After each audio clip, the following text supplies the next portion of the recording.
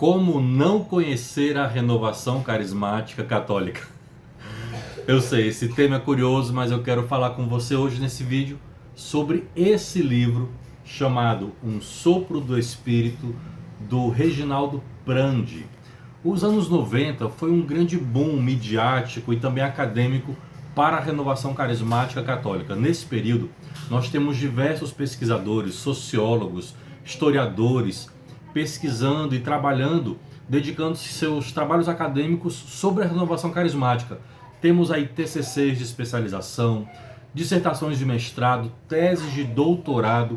Nesse período da renovação carismática, ela chamou muita atenção. Naturalmente, ainda hoje temos vários trabalhos acadêmicos sobre a RCC, mas eu diria que recentemente, os que estão sendo produzidos são de pessoas integrantes da própria renovação. Mas pelos anos 90, várias pessoas usaram a renovação carismática como objeto de estudo, vamos dizer assim. Tal curiosidade, espanto e admiração que a renovação trazia para a sociedade naquele momento, até mesmo um certo espanto com relação aos dons de línguas, os carismas, cura, libertação, repouso, tanto também que chamou a atenção da grande mídia. Naquele tempo você via diversas capas de revista. Eu lembro de uma da revista Veja, que tinha lá a capa do Dunga, sendo ali capa daquela revista, diversas outras como a Isto É, também uma revista extinta, programas de TV, quem não se lembra da tia Laura aparecendo no Fantástico numa missa de cura e aconselhando, orando, ali como uma pessoa ao telefone, as missas de cura e libertação sendo ali transmitidas, vários pregadores, sacerdotes, religiosas dando entrevistas. Então gerou ali um encanto, uma atração e também uma curiosidade, tanto na mídia, vejo tanto de reportagens, programas e capas de revista. É também dos anos 90 o lançamento do primeiro CD do Padre Marcelo, e aí quem não se lembra, vivendo ali nos programas Faustão, Gugu e tantos outros mais. Como também gerou uma atração e uma admiração, uma curiosidade no setor acadêmico. Eu destacaria aqui 3 principais autores que trabalharam bastante sobre a RCC.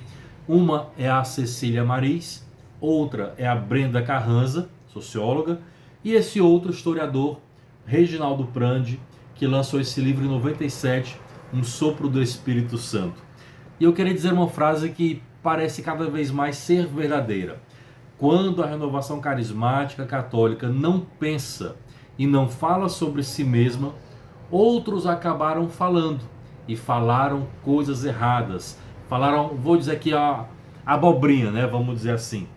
Falaram coisa que não tem a ver, que não procede. Então por isso que a renovação carismática, desde muito cedo, ela preocupou-se em dizer a si mesma, ou seja, preocupou-se em saber o que é esse fenômeno do Espírito, graçando na igreja desse tempo, mais recente e contemporâneo, o que eram os dons, os carismas, cura, libertação, repouso, como isso se integra na doutrina da igreja, no magistério, na história da igreja, na hierarquia.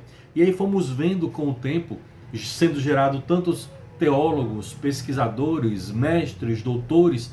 A renovação produziu biblistas, tem produzido sacerdotes, gerado vocações, gerado bispos, cardeais. Veja aí o cardeal Raniero Cantalamessa. Então, cada vez que esses homens e mulheres de Deus também se dedicam a pesquisar sociológica, teologicamente a renovação, fomos gerando nós mesmos textos, documentos, livros e apresentando para a Santa Igreja, aos santos padres que nos acompanham desde o seu início, Papa Paulo VI, João Paulo II, Bento XVI, o Papa Francisco. Só não João Paulo I porque foi um pontificado brevíssimo, mas mesmo nos seus 33 dias ele deixou uma carta muito carinhosa para o cardeal Sunes, quando este entregou ali os seus inícios do texto que viria a ser o documento de Malines. Então João Paulo I também teve ali o seu conhecimento via cardeal Sunes da renovação carismática. Então veja que desde muito cedo a renovação carismática ela se preocupou em saber o que era essa novidade do Espírito graçando na igreja e dar as bases dessa experiência a partir da teologia, como isso se enquadrava no magistério, na hierarquia, na doutrina. E a beleza é que fomos percebendo que, retroagindo não só em Duquesne 67, mas ali naquela irmãzinha Beata Helena Guerra, então já num centenário, e para além disso, ao longo da própria história da igreja, nós fazemos parte dessa corrente, dessa história bimilenar, que de quando em quando nosso Senhor sopra um sopro de renovação, uma nova primavera na igreja ao longo da sua história de mais de 2000 anos, que nasce em Pentecostes, portanto pentecostal, depois ali com os movimentos de renovação como o Cluny, com a reforma e renovação monástica, a evangelização dos povos eslavos, o movimento franciscanismo, teresianismo, inacianismo, tantos outros movimentos primaveris e de renovação. Então a renovação carismática, ela se enquadra e ela se insere na história bimilenar da própria igreja. Portanto, a renovação não traz nada de novo para a igreja que a igreja mesma não já tenha. Mas ao mesmo tempo, ela, como sendo rosto e memória de Pentecostes, ela resgata, ela convida, né? Ela revive e busca trazer toda a experiência carismática da igreja a partir desde a sua fundação em Pentecostes. Bom, isso aqui firmado posição, eu quero então falar sobre esse livro, Um Sopro do Espírito, do Reginaldo Prandi. Aqui tem alguns acertos, mas também muitos erros, como disse, porque é alguém que escreveu sobre a renovação a partir de fora. E veja que curioso, realmente, cada vez quando alguém de fora pensa, fala, escreve sobre a renovação, sai muita coisa imprecisa. Eu separei aqui alguns dos elementos mais curiosos. Por isso que eu chamei esse vídeo no começo, o que não saber sobre a renovação a partir desse livro. Primeiro ele fala, por exemplo, ele atrela dizendo, o sucesso da religião e a crise da sociedade racional moderna são faces da mesma moeda. Ou seja, a religião ela cresce, segundo ele, tem sucesso quando a sociedade entra em crise. Então quer dizer que uma sociedade próspera é aparentemente sem crise, não vai precisar de religião, se é justamente as bases da religião, da vivência cristã, da fé, da busca de Deus, o ordenamento familiar que gera, não é verdade, a quietude, a paz, a harmonia na sociedade. A sociedade entra em crise precisamente pela ausência dos valores, em última instância, pela ausência de Deus. Então essa aqui é a primeira premissa dele, que a gente já vê de modo um tanto frágil. Aí a gente avança aqui um pouco mais, ele vai dizer o seguinte: a Igreja Católica acabou concebendo dois irmãos antagônicos, que não poderiam conviver facilmente no mesmo espaço, que seria a teologia da libertação e o movimento carismático. E aí ele vai dizendo que a renovação ela é um fruto direto do Vaticano II. Até aqui tá ok, pelo menos mesmo um relógio parado, como se diz, na verdade, acerta a hora 2 vezes.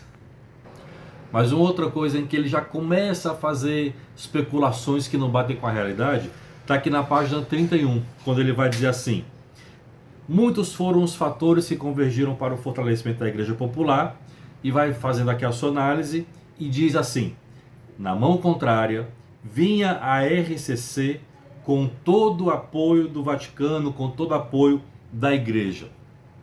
Naturalmente a renovação carismática, ela teve ali esse acompanhamento, como eu falei há pouco, de todos os santos padres, a partir ali do Papa Paulo VI, e se formos aí retroagir como aquele que abriu as portas, já São João 23.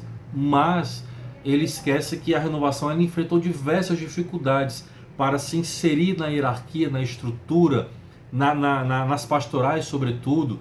Quantos grupos de oração foram expulsos das suas paróquias, passando a se reunir em escolas, em quadras ou mesmo em casas de pessoas, enfim.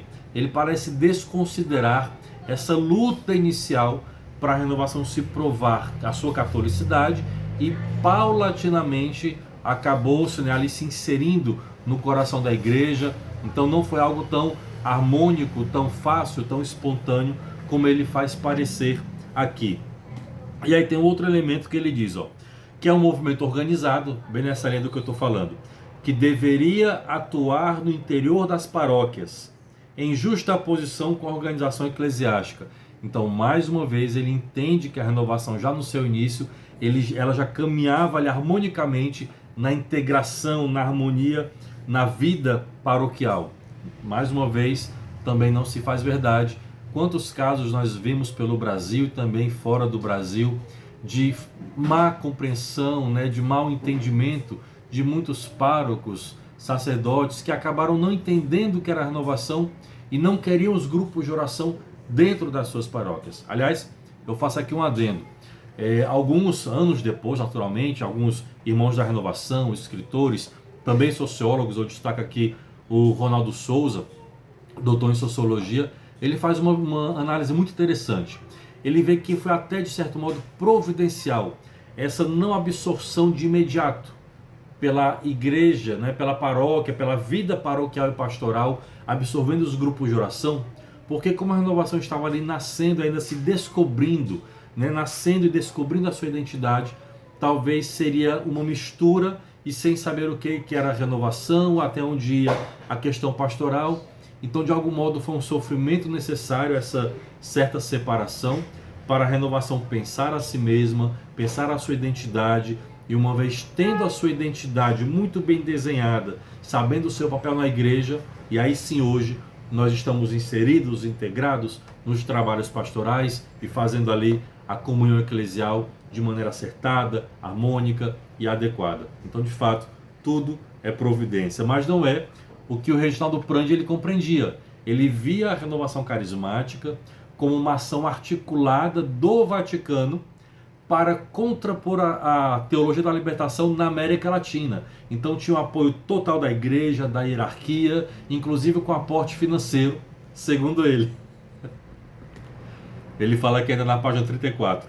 A RCC se alastrava aparentemente sem maiores obstáculos. Lê do engano, né? Sobretudo você que me acompanha, que é mais antigo na renovação carismática, sabe das dificuldades e das batalhas que foram ali travadas.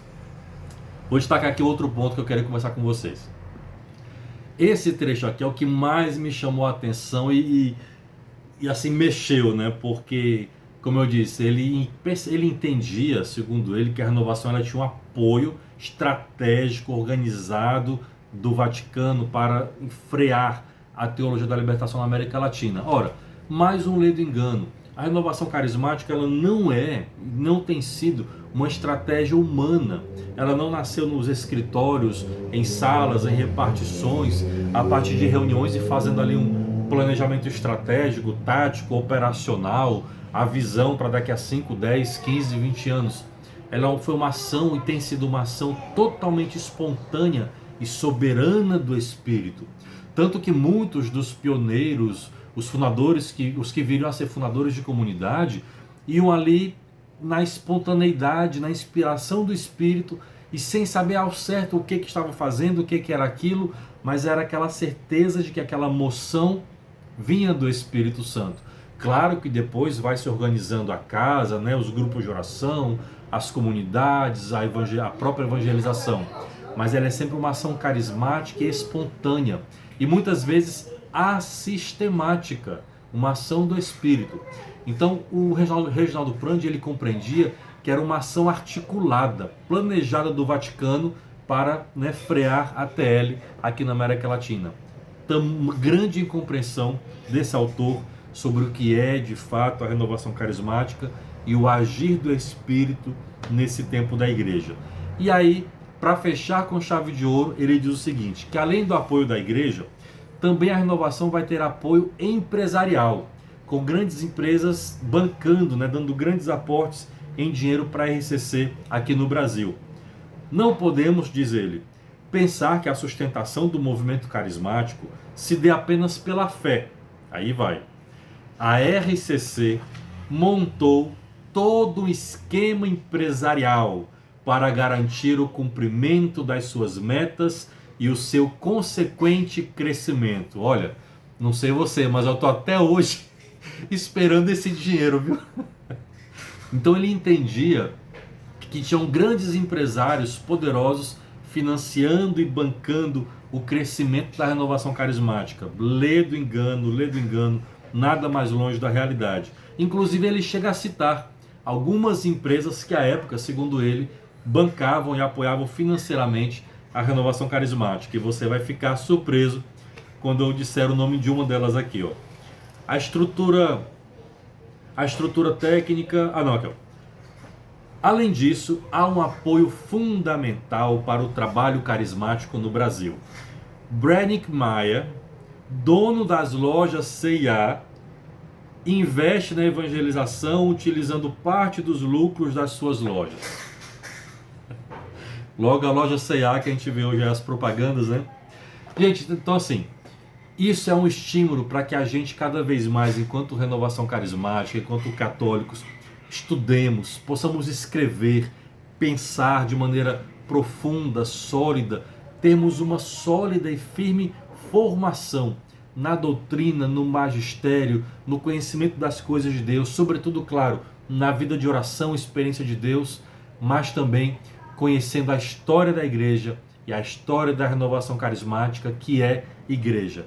Porque se a gente não pensar a nós mesmos, outras obras vão pensar e vão falar abobrinhas, né? Coisas que não procedem como essa obra. Naturalmente, esse livro ele tem um valor histórico, em alguns momentos ele tem umas análises bem interessantes, mas quando ele vai para a parte opinativa, ele erra longe ao pensar e dizer o que é a renovação carismática.